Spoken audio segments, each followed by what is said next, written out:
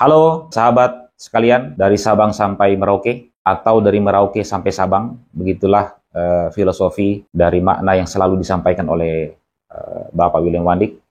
Kami memanggilnya Bung Wewe atau Kakak Willem. Baik, pada kesempatan yang berbahagia ini, kami mendapatkan tugas dari Bapak Willem Wandik untuk membacakan materi beliau terkait dengan kegiatan kunjungan kerja ke negara sahabat, yaitu negara di Eropa Tengah yang memiliki sejarah panjang dalam transisi bernegara yang cukup dinamis, yaitu Republik Ceko, di mana Ceko Republik ini merupakan bagian dari pecahan negara Cekoslovakia yang terjadi pada era runtuhnya Uni Soviet. Nah, sebelum masuk kepada materi, sebagai pengantar kami ingin memperkenalkan terlebih dahulu profil Bapak Willem Wandik adalah sebagai anggota Parlemen RI, sebagai Dewan Perwakilan Rakyat Republik Indonesia yang berasal dari Dapil Provinsi Papua, di mana beliau juga ini adalah sebagai Ketua Umum GAMKI dan juga menjabati Wakil Ketua Umum DPP Partai Demokrat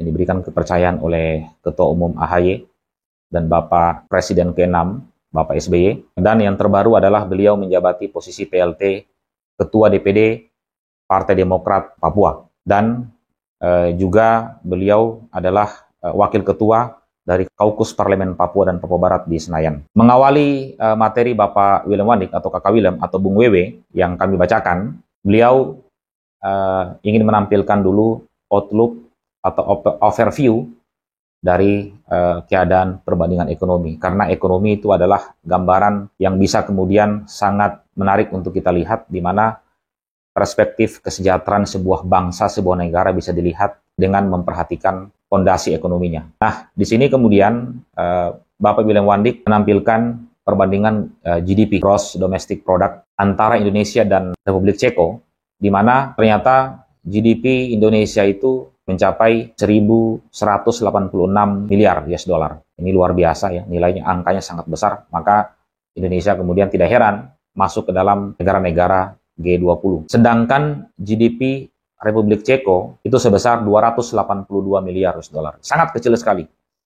Saya bayangkan 1.186 berbanding 282. Itu sangat jomplang sekali. Di mana ya secara statistik GDP Indonesia itu 4,2 kali lebih besar dibandingkan dengan yang dimiliki oleh Republik Ceko. Di mana kemudian ya kalau kita belajar tentang ekonomi, bahwa GDP ini atau gross GDP ini adalah gambaran jumlah barang dan jasa yang diproduksi dalam satu negara, jadi keseluruhan aktivitas ekonomi. Kemudian Bapak Willem Wandik menampilkan GDP per kapita, perbandingan GDP per kapita antara Indonesia dan Republik Ceko. Nah, yang menarik adalah ternyata GDP per kapita Indonesia itu hanya 3.892 US dollar. Sedangkan GDP per kapita Republik Ceko itu berada pada angka 20.084 US dollar. Ini angka data statistik 2021. Ya, para sahabat sekalian. Nah, di mana kemudian data ini, GDP per kapita ini menunjukkan tingkat kesejahteraan suatu warga negara. Jadi kalau GDP gross tadi adalah kegiatan keseluruhan, kolektif ya, seluruh aktivitas ekonomi, tambang dan segala macam. Tapi per kapita ini adalah pendapatan rata-rata yang dimiliki oleh masyarakatnya. Ternyata GDP per kapita Ceko jauh lebih besar dibandingkan GDP per kapita Indonesia. Dengan kata lain, bahwa masyarakat Ceko jauh lebih sejahtera dibandingkan Indonesia. Ini menarik sekali untuk kita bahas. Ini menurut data yang dikirimkan oleh Bapak Willem Wandik. Sehingga kemudian ada pertanyaan besar yang ditampilkan oleh Bapak Willem Wandik. Mengapa Ceko yang merupakan negara kecil itu bisa mendorong penghasilan warga negaranya jauh lebih besar dibandingkan negara Indonesia yang jauh lebih luas, ya, lebih makmur secara sumber daya, lebih banyak juga sumber daya manusianya, angkatan kerjanya tentunya melimpah, dan hal-hal yang menguntungkan secara geografis. Nah, ini tentunya akan menjadi pertanyaan penting pada saat pertemuan bilateral hubungan kerja anggota Parlemen RI ke Ceko. Nah, untuk mengetahui apa sebenarnya Ceko ini, maka kemudian Bapak Willem Wandik menampilkan fakta-fakta tentang Republik Ceko secara umum. Di mana kemudian pengetahuan dasarnya adalah Ceko ini adalah merupakan negara di Eropa Tengah. Bahwa ternyata luasan wilayah Ceko ini ternyata hanya sebanding dengan Provinsi Kalimantan utara. Dalam data statistik, ya, Ceko 78.000 km persegi, sedangkan Kalimantan Utara itu ya sekitar ekuivalen 75.000, ya beda-beda tipis. Jadi hanya seluas Kalimantan Utara. Jadi begitu kecilnya negara ini. Dan Ceko ini kemudian merdeka di tahun 1993, yang merupakan pecahan dari negara Cekoslovakia. Kemudian Ceko ini menganut sistem republik parlementer, di mana kepala negaranya dijabati oleh presiden dan kepala pemerintahan dijabati oleh perdana menteri. Ya, kalau kita di Indonesia sepenuhnya dipegang oleh presiden. Kemudian fakta yang menarik adalah Ceko ini sekalipun kecil, tetapi merupakan salah satu negara terkaya dengan pengangguran terendah di Eropa. Ini sangat menarik, para sahabat sekalian. Selanjutnya, dalam perspektif Bapak William Wandik atau Kakak Willem ini, sebagai anggota Parlemen Papua, tentunya beliau ingin menampilkan secara spesifik review perbandingan Papua dan Ceko. Ini beliau ingin tahu sebenarnya bagaimana keadaan komparasi ini bisa kemudian diperbandingkan dengan Ceko. Nah, Ceko sendiri merupakan negara baru terbentuk pada tahun 1993, setelah pecah dari negara Cekoslovakia yang dahulunya merupakan negara komunis yang didirikan pada tahun 1918, ya, kemudian di mana saat ini menjadi dua negara, Ceko dan negara Slovakia. Papua yang berasal dari Papua Barat atau West Papua, dalam sejarahnya ini melakukan integrasi bersama Republik Indonesia ke pangkuan negara Republik Indonesia itu berdasarkan referendum pada tahun 1969 di bawah pengawasan Dewan Keamanan PBB UN.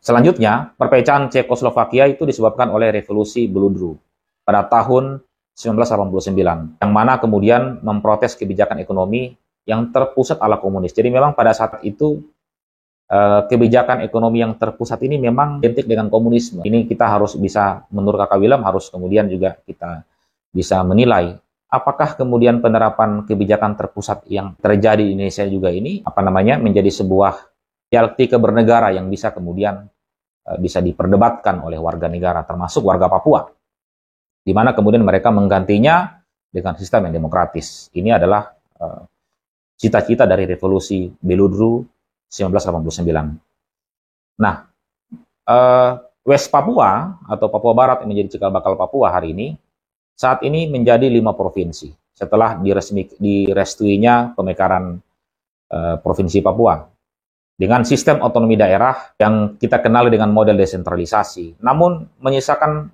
banyak protes dan masalah disebabkan karena pengelolaan sumber daya alam yang strategis itu seperti pertambangan, minyak batu bara, gas perkebunan, kehutanan itu masih di bawah kendali pusat. Apalagi kemudian dengan terbitnya undang-undang terbaru ya setelah pandemi, menurut Bapak William Wandik ini merusak tatanan bernegara yang sudah disepakati sejak reformasi. Ini menarik juga untuk kita sandingkan. Apakah nasib Indonesia ini akan menjadi baik-baik saja? Ini adalah studi yang sangat menarik. Pasca revolusi 1993, Ceko Republik ini kemudian berkembang menjadi negara yang maju dan kaya. Jadi setelah mereka meninggalkan sistem ekonomi yang terpusat ala komunis itu, menjadi sistem ekonomi yang demokratis, di mana semua daerah mengejar pembangunan dan geliat ekonomi. Ternyata kemudian Ceko itu luar biasa. Ya, pasca 93 mereka mengejar ketertinggalan pembangunan dan menjadi negara maju dan kaya. Karena kenapa? Karena sistem ekonomi yang sudah terdesentralisasi. Jadi kuncinya menurut Kakak Willem itu bukan tentang pemerintahan semata. Ini tentang ekonomi juga ini. Jadi ini menarik. Ekonomi itu harus didesentralisasi. Jadi jangan hanya bangun pabrik-pabrik itu di pulau-pulau yang sudah besar ya. Harus kemudian memperhatikan keadilan juga di daerah yang memang membutuhkan kemajuan sehingga keseimbangan trading itu bisa terjadi. Lebih lanjut lagi, Kakak Willem mengatakan bahwa West Papua saat ini sejak 69 era referendum PPRA itu sampai hari ini terus berjuang dari lubang kemiskinan. Ini sangat ironis. Para sahabat sekalian ya, sangat ironis. Di mana West Papua yang menjadi 5 provinsi ini kemudian menjadi provinsi dengan angka garis kemiskinan tertinggi di Indonesia, di mana data BPS pada bulan Maret 2022 menyebutkan garis kemiskinan Provinsi Papua di peringkat pertama dengan angka 26,56%. Ini sangat tragis. Ini yang membuat hati Kakak Willem ini begitu sedih sebagai anggota Parlemen RI. Dan Provinsi Papua Barat itu pada peringkat kedua. Dua-duanya Papua ini, 21,33%. Nah, masih pada persoalan soal komparasi keadaan Ceko dan Papua berdasarkan analisis Kakak William, di mana revolusi beludru di negara Cekoslovakia ketika itu berjalan mulus dengan dukungan dari negara induk Uni Soviet yang mulai menerapkan kebijakan kita kenal mungkin dalam sejarah namanya Glasnost dan Perestroika. Glasnost itu adalah keterbukaan, gerakan terbuka, ya open minded dan segala macam. Yang kedua adalah Perestroika ini adalah ya seperti reformasi, ya struktural dan segala macam. Ada strukturisasi ekonomi dan segala macam. Ini memang harus kita jadikan pelajaran penting ya. Jangan kita kembali ke masa lalu. Kita sudah berkembang ke arah yang lebih terbuka, yang lebih open minded, demokratis. Kok kita kemudian menuju ke negara yang lebih ala-ala otoriter, itu tidak boleh lagi. Ya. Karena ini belajar dari negara Ceko justru mencontohkan kemajuan yang mereka hadapi itu karena keadilan yang benar-benar dirasakan oleh seluruh penjuru daerah. Ya, termasuk hari ini tidak boleh lagi ada perbedaan Papua dan Jawa. Ini pandangan dari Kakak William. Nah, lebih lanjut Kakak William mengatakan bahwa West Papua, Papua Barat, ya, yang menjadi cikal bakal Papua ini memperoleh manfaat dengan lahirnya gerakan reformasi. Jadi setelah reformasi baru kemudian bisa bayangkan rentang 69 sampai reformasi 98 baru kemudian mulai sedikit bernapas. Di mana dengan tercetusnya Undang-Undang 21 tahun 2001 tentang otonomi khusus Papua dan Papua Barat. Di mana undang-undang ini mendukung gerakan desentralisasi pemerintahan. Namun, ini catatan Kakak William, saat ini eksistensi Otsus Papua dan gerakan desentralisasi ini menjadi semakin redup. Ini kita entah kenapa nih, redup. Digantikan dengan undang-undang yang serba ala pusat, ya, terutama dengan hadirnya undang-undang Omnibus Law ini, yang fokus pada kebijakan pro-investasi melalui pengendalian pengambilan keputusan terpusat di tangan kementerian lembaga. Jadi kita hari ini sangat disayangkan ya, bahwa kita tidak meniru gerakan yang dibangun. Esensi sebenarnya yang dialami oleh Ceko itu adalah pemerataan saja, ya, di mana ya tidak boleh Jakarta mengendalikan semuanya yang terjadi di daerah, termasuk izin-izin tambang itu ya sebaiknya diserahkan kepada gubernur saja, ya jangan kemudian di tangan kementerian. Jadi sehingga ya mungkin barangkali pengaturan ya kartu trufnya ini akan sulit dikendalikan kalau di tangan gubernur. Jadi ini akan menjadi catatan penting buat negara kita ke depan. Ya kebenaran tetap kebenaran, begitu kata Kakak William, tidak akan pernah berubah.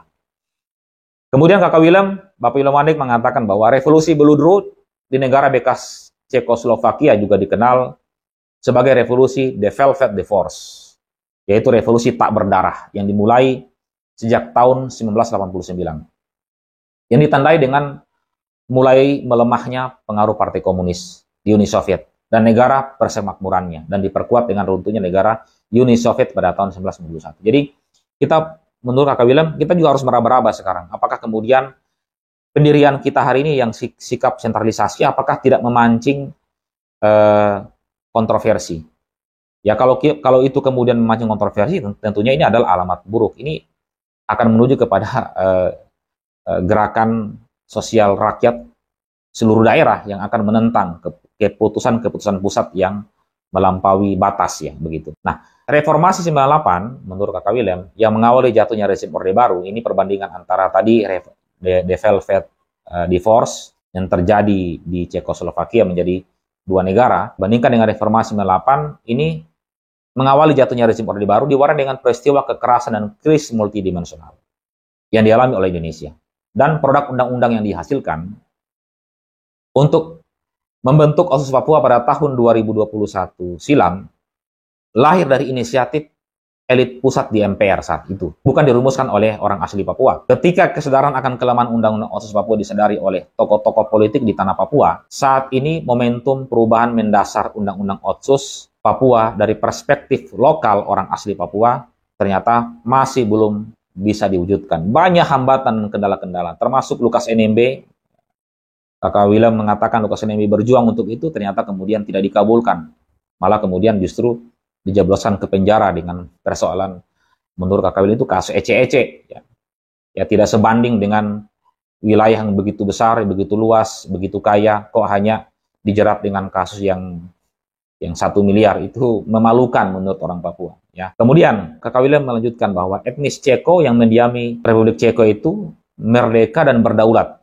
Saat ini mereka menikmati hasil dari gerakan revolusi Beludru, The Velvet Divorce itu, yang dimana pada saat itu menuntut keterbukaan, ingat, keterbukaan dan demokrasi di Republik Ceko. Hal ini menjadi semakin kuat dengan bergabungnya Ceko Republik ke Uni Eropa pada tahun 2004. Jadi fondasinya harus ada dulu. Menurut Kakak William itu fondasinya adalah dulu keterbukaan, ya, dan demokrasi. Kalau ini kemudian fondasi ini tidak diletakkan dengan baik, maka apapun yang kita bangun itu akan gagal semua. Jadi kuncinya bahwa seluruh rakyat, elemen, termasuk orang Papua harus merasa demokrasinya harus terawat. Kalau kemudian demokrasinya terganggu, maka itu adalah cikal bakal dari runtuhnya negara. Kemudian Kakak William mengatakan bahwa Papua Barat, West Papua, sampai hari ini menjadi daerah paling berdarah. Ini perbandingannya. Terlebih lagi dengan pemberlakuan pendekatan operasi militer oleh pemerintah pusat. Dan ini berulang-ulang Kakak William selalu mengatakan dalam setiap rapat paripurna, selalu mengatakan menolak pendekatan operasi militer. Karena kenapa?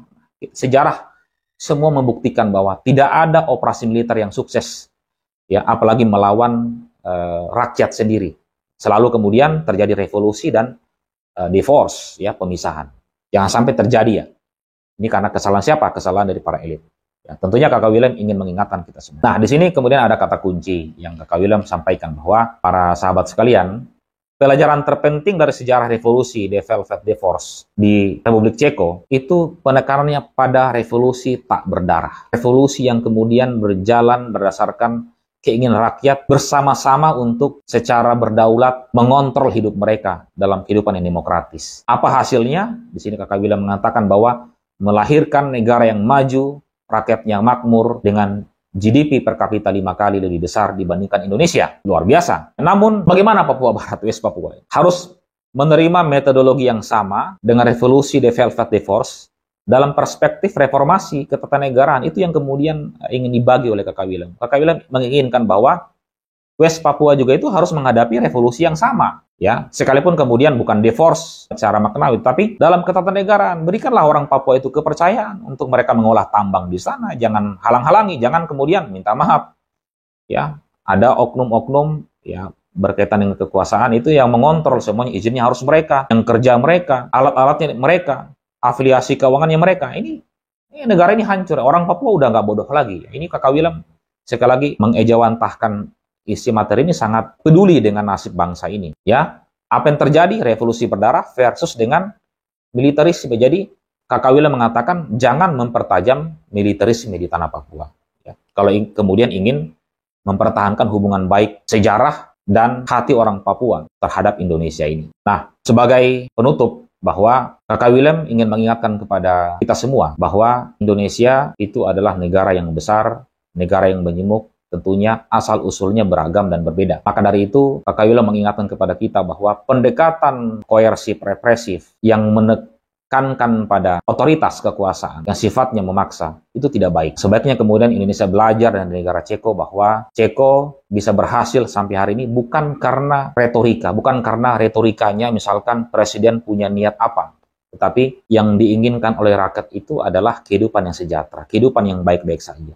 Ya, tidak hanya sejahtera secara ekonomi, tapi jangan juga kemudian pelanggaran-pelanggaran HAM itu dilakukan. Nah, ini kemudian yang menjadi masalah esensi yang tidak pernah dipahami oleh banyak orang-orang di pos kekuasaan di Jakarta. Dan inilah kemudian pesan yang disampaikan oleh Kakak William, Bung Wewe. Ya, semoga para sahabat sekalian, konten dari William Wandik Official ini bisa memberikan pencerahan dan dialog. Kakak William mengatakan, mari kita berdialog dengan narasi, bukan kemudian dengan kebencian, bukan dengan ketidaksukaan. Salam perjuangan, salam nalar yang sehat, hormat kami, Horas Matur Nuwun.